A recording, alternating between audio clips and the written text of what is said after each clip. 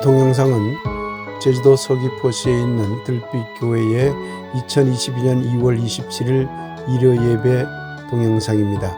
비대면 예배로 드렸습니다. 동영상과 함께 소중한 시간 되길 기원합니다. 이제 다 함께 마음을 모아서 예배 드리도록 하겠습니다.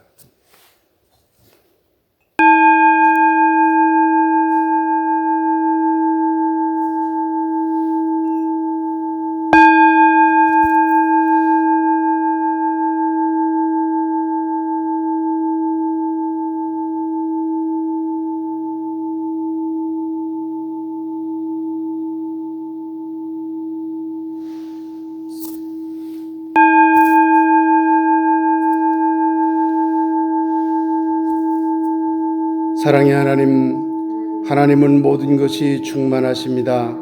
그러나 이 땅에 우리들을 너무나 사랑하시어 하나님은 자신의 모든 것을 온전히 비워내십니다. 사랑의 하나님이시여 이제 하나님의 그 텅 빈 곳을 바라봅니다. 이 예배를 통하여 그것을 우리의 찬양과 기도로 채우소서. 이 예배를 통하여 우리 모두 하나님과 일치되는, 또한 모든 존재들과 일치되는 감격을 누리게 하소서. 아멘. 하나님 고백성을 함께 하도록 하겠습니다. 신성일전 만유상 신성원육 만유화 신성포유 만유통 신성다존 만유네 만유 위에 계시며 만유를 아우르시고 만유와 소통하시며 만유 안에 계시네. 아멘. 이제 오늘의 말씀을 함께 읽도록 하겠습니다. 요한복음 8장 1절에서 11절까지의 말씀입니다. 예수는 감난산으로 가시니라. 아침에 다시 성전으로 들어오시니 백성이 다 나아오는지라 앉으사 그들에게 가르치시더니 서기관들과 바리새인들이 음행 중에 잡힌 여자를 끌고 와서 가운데 세우고 예수께 말하되 선생이여 이 여자가 간음하다가 현장에서 잡혔나이다. 모세는 율법에 이러한 여자를 돌로 치라 명하였거니와 선생은 어떻게 말하겠나이까. 그들이 이렇게 말하면 고발할 조건을 얻고자 하여 예수를 시험함이로라. 예수께서 몸을 굽히사 손가락으로 땅에 쓰시니 그들이 묻기를 마지 아니하는지라. 이에 일어나 이르시되 너희 중에 죄 없는 자가 먼저 돌로 치라 하시고 다시 몸을 굽혀 손가락으로 땅에 쓰시니 그들이 이 말씀을 듣고 양심의 가책을 느껴 어른으로 시작하여 젊은이까지 하나씩 하나씩 나가고 오직 예수와 그 가운데 섰는 여자만 남았더라. 예수께서 일어나사 여자 외에 아무도 없는 것을 보시고 이르시되 여자여 너를 고발하던 그들이 어디 있느냐? 너를 정죄한 자가 없느냐? 대답하되 주여 없나이다. 예수께서 이르시되 나도 너를 정죄하지 아니하노니 가서 다시는 죄를 범하지 말라 하시니라. 말씀을 받습니다. 아멘. 하늘 뜻을 찾기 위하여라는 그런 영성 노래를 세 차례에 걸쳐서 함께 반복해서 부르도록 하겠습니다. 하늘 빛을 찾기 위하여 함께 길 떠납니다.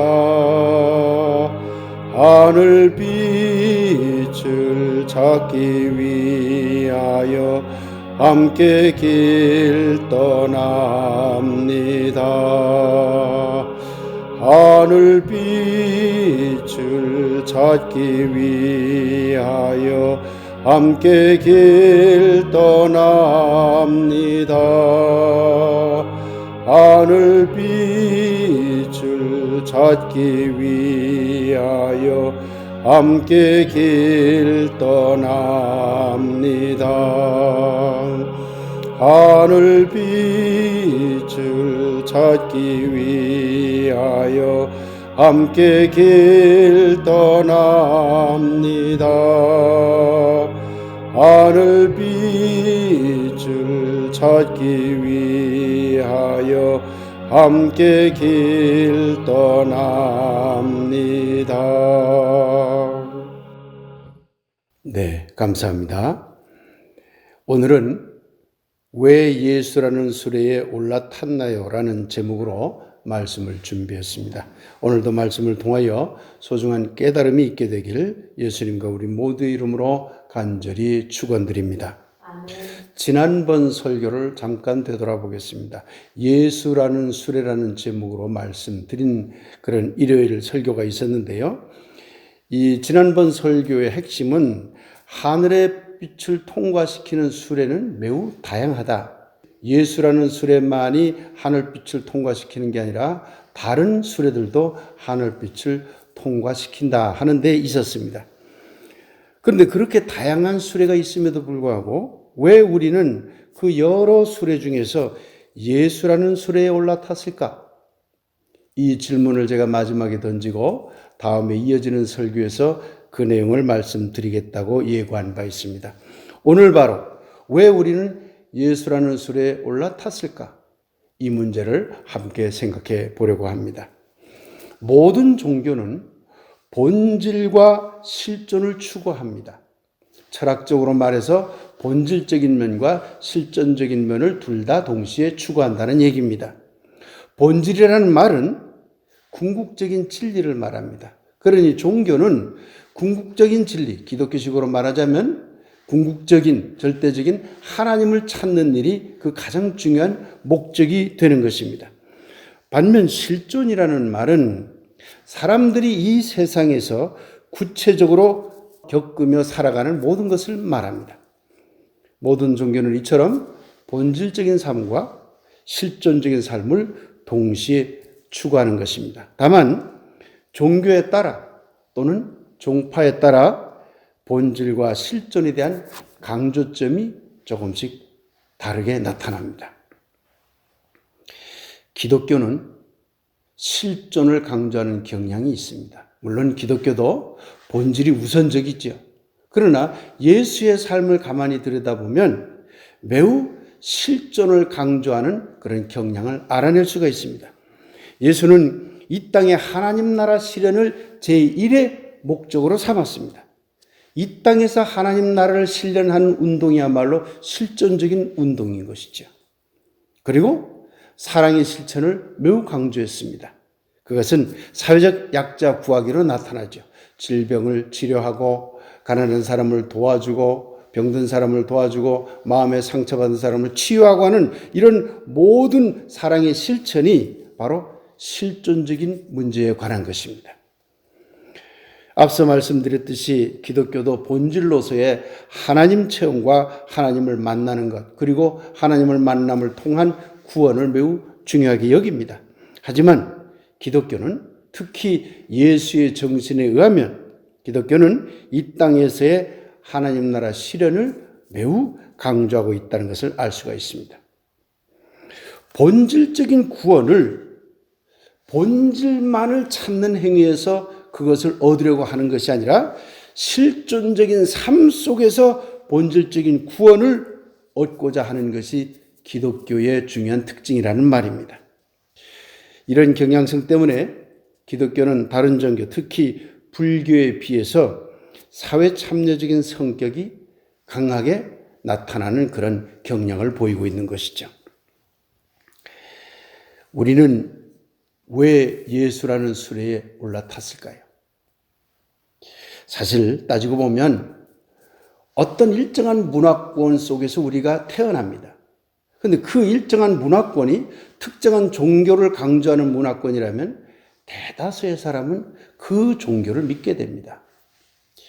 기독교 문화권에서 태어난 유럽 사람들은 자연스럽게 상당수가 기독교 신앙인이 되지요.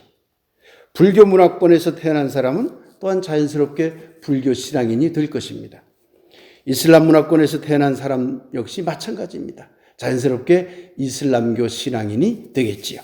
그런데 한국처럼 다양한 종교가 공존해온 나라에서는 대다수의 사람들이 부모의 종교에 따라 자연스럽게 자신의 종교를 정했을 것입니다.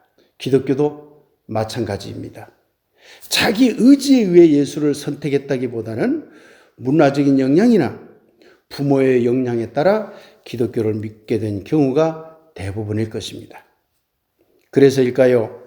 왜 나는 예수라는 수레에 올라탔을까라는 물음을 진지하게 던지는 기독교 신자는 그리 많지 않은 것 같습니다.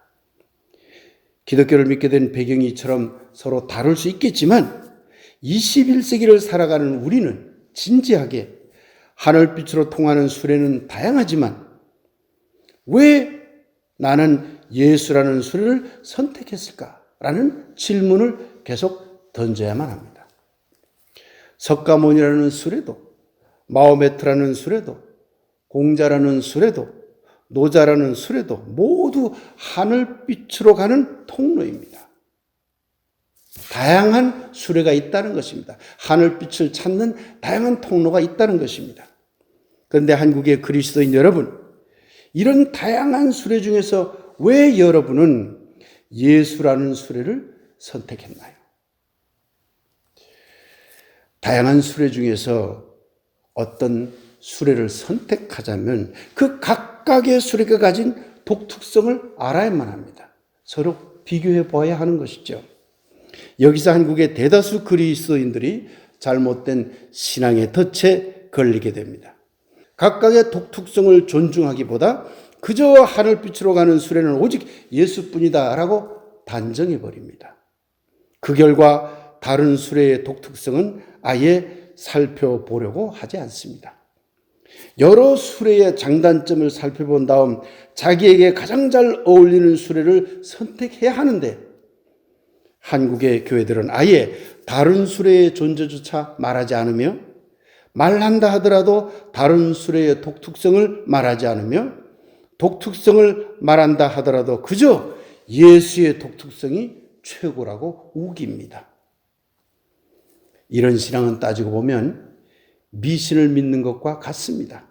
너무나 맹목적이기 때문입니다. 사랑하는 여러분, 여러분은 예수라는 수레의 독특성이 어디에 있다고 생각하십니까? 오늘 저는 예수라는 수레의 독특성을 두 가지 관점에서 여러분에게 제시하려고 합니다.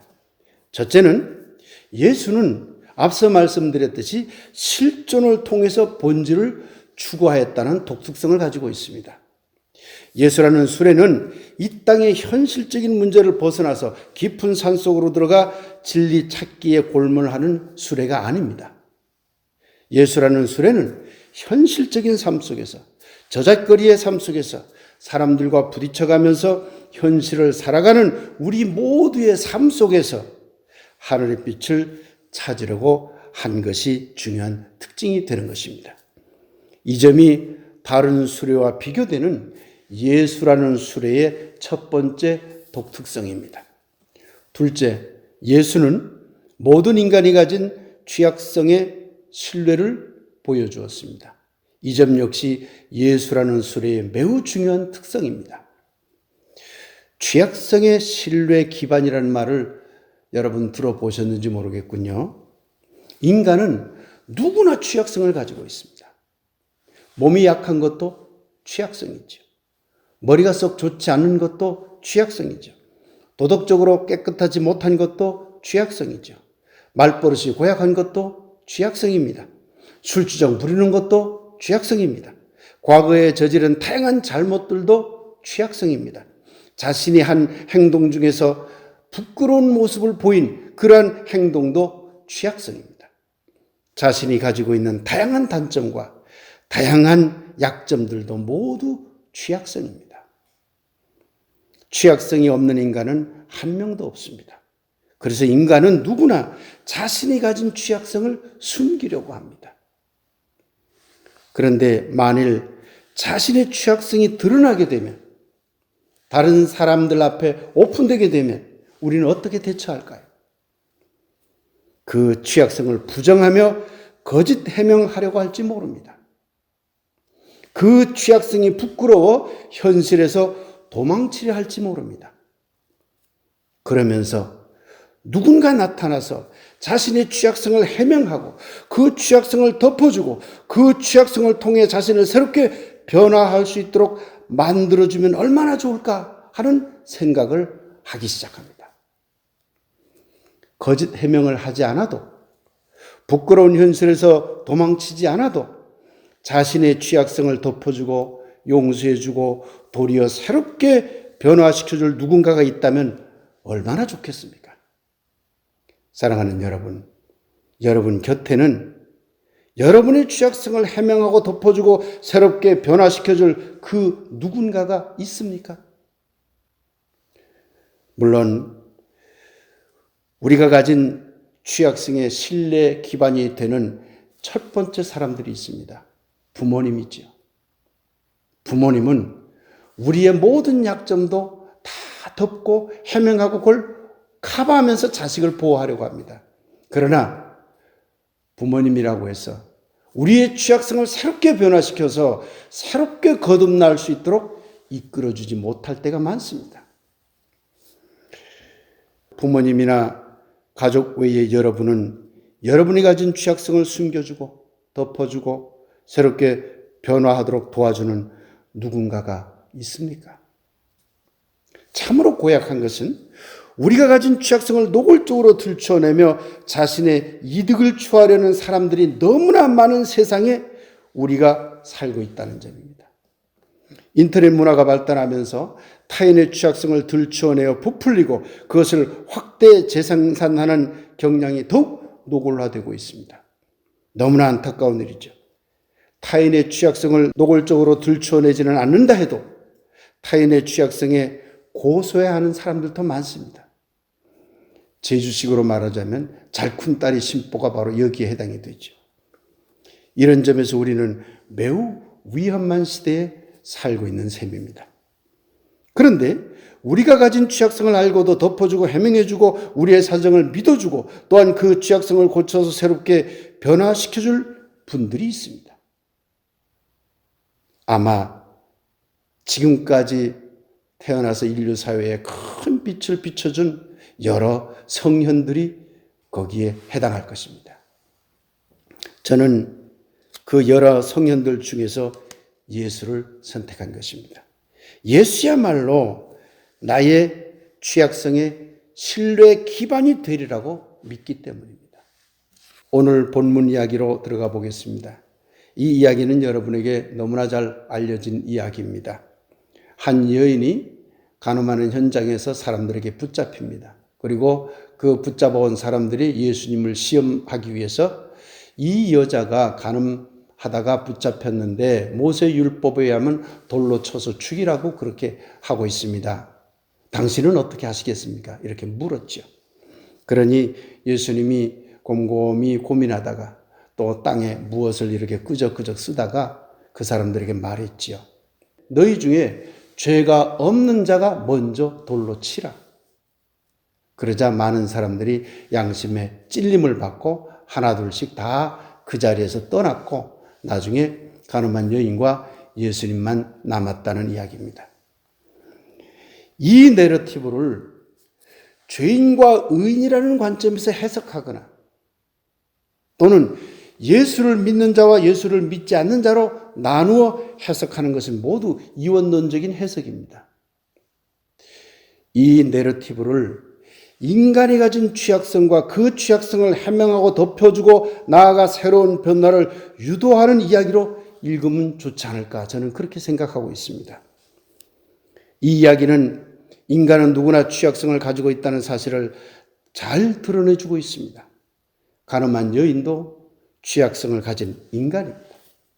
모세 율법을 들먹이며 돌로 치자고 한 당시 유대 율법에 찌든 사람들도 모두 취약성을 가진 인간들입니다. 모세율법을 강하게 비판하지도 못하고 돌로 치자고 외친 사람들을 강하게 비판하지도 못한 점으로 보아 예수 자신도 취약성을 가진 인간임을 이 내러티브는 잘 보여주고 있습니다.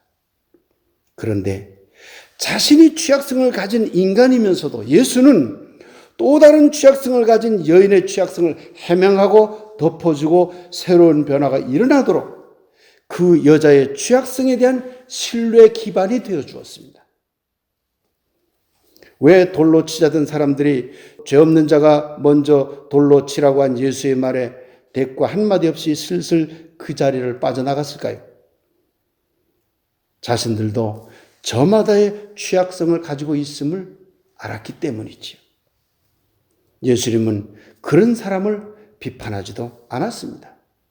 그들의 취약성 또한 너무나 잘 알았기 때문이었을 것입니다. 예수님은 왜 땅에 글을 썼을까요? 물론 이 내러티브 속에는 그 이유가 나타나지 않습니다. 그러니 예수님이 땅에 앉아서 손가락으로 글을 쓴 그 내용이 무엇인지는 아무도 정확히 알 수 없지요. 그러나 이 내러티브를, 이 이야기를 인간이 가진 취약성이라는 관점에서 들여다보면 예수는 가늠한 여인의 취약성, 그리고 돌로 치자고 주장한 유대인들의 취약성에 가슴 아파하면서도 동시에 나도 취약성을 가진 인간인데 어떻게 저들을 정죄할 수 있으리요? 라는 자기 성찰을 한 행위로 읽을 수 있지 않을까 생각을 합니다. 저는 이처럼 예수의 공생의 삶을 통하여 보여준 취약성의 신뢰 기반이야말로 예수라는 수레의 매우 중요한 독특성이라고 믿고 있습니다. 한국의 그리스도인 여러분, 예수는 실존이라는 현실의 삶을 통하여 하나님의 빛, 곧 본질 찾기를 시도했습니다. 그러기에 실존을 통해 본질을 추구한 예수는 인간이라면 누구나 실존적으로 가질 수밖에 없는 다양한 취약성을 너무나 잘 알고 있었습니다. 앞서 말씀드렸듯이 심지어 예수는 자신의 취약성을 드러내기도 했습니다.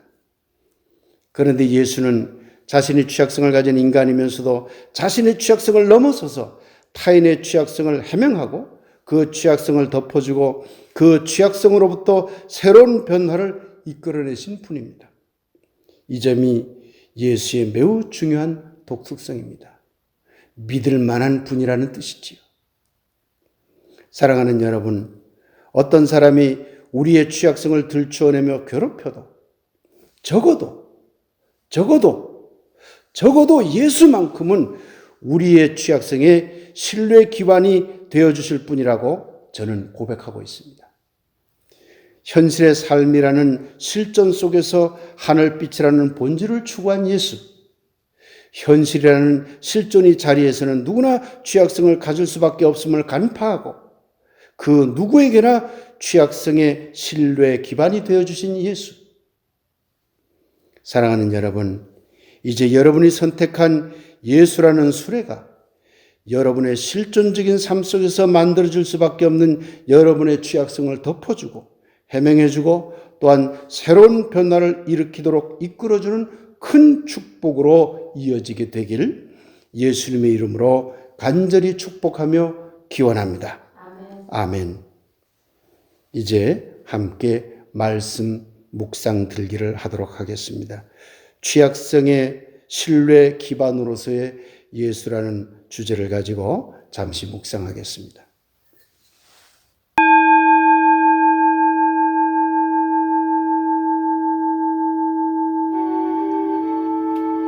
예수는 현실이라는 실존의 자리에서 본질을 찾았습니다. 이것이 예수라는 수레의 독특성입니다. 인간은 누구나 현실 속에서 자기 취약성을 가질 수밖에 없습니다. 그런데 예수는 인간이 가진 취약성을 덮어주고 해명해주고 또한 새로운 변화를 일으키도록 이끌어 주었습니다. 이것이 또한 예수라는 수레의 독특성입니다. 우리는 왜 예수라는 수레에 올라탔을까요? 바로 예수가 인간의 실존적인 자리를 소중히 여겼고 바로 그 예수가 우리의 실존적인 삶에서 만들어질 수밖에 없는 우리의 취약성에 대한 신뢰 기반이 되기 때문이 아닐까요?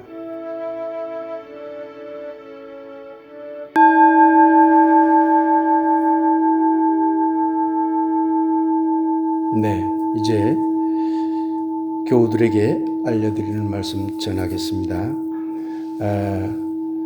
급작스럽게 오늘 비대면 예배로 저희들 드리게 되었습니다. 우리 교우들 중에 코로나에 이제 걸린 분이 계셔서 대면 예배를 생략하고 비대면 예배로 전환하였음을 양해해 주시기 바랍니다. 이제 얼마 없으면 대통령 선거입니다. 미래 비전을 잘 제시하고 공정하고 정직하며 사회적 약자를 배려하는 그런 좋은 분이 대통령에 당선될 수 있도록 함께 기도해 주셨으면 고맙겠습니다. 계속해서 우리가 기도하고 있습니다만은 교우들 중에 그리고 우리 이웃들 중에 몸이 아픈 분들과 여러 어려움을 겪고 있는 분들을 위해서 기도로 연대해 주시기 바랍니다. 이번 주 수요일을 흔히 성회 수요일이라고 합니다. 사순절이 시작되는 날이지요. 전통적으로 보면 죄를 회개하는 날이라는 그런 의미가 있습니다. 그러나 이제 그 전통적인 의미를 넘어서서 이 기간 동안 자신을 깊이 성찰하는 그런 시간들이 되었으면 합니다.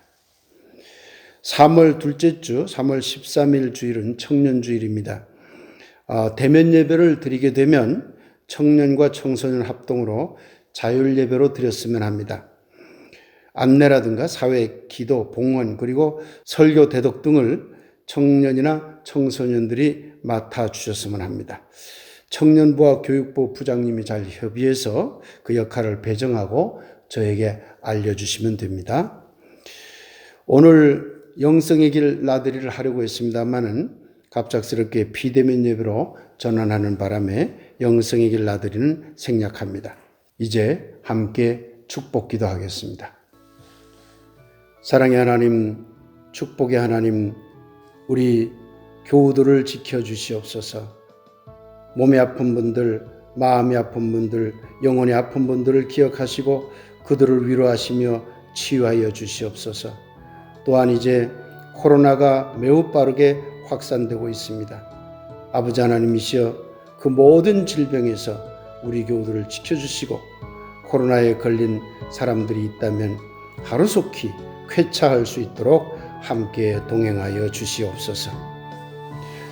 이제는 우리를 구하신 예수 그리스도의 구원의 은혜와 아버지 하나님의 그 놀라운 사랑하심과 성령님의 감동 감화 소통하심이 함께 모여서 예배 드리지는 못하지만 우리 교회 모든 교우들과 또한 사랑하는 가족들 위해 그리고 우리와 함께하는 이웃들 위해 지금부터 영원히 함께하옵기를 간절히 축원하옵나이다.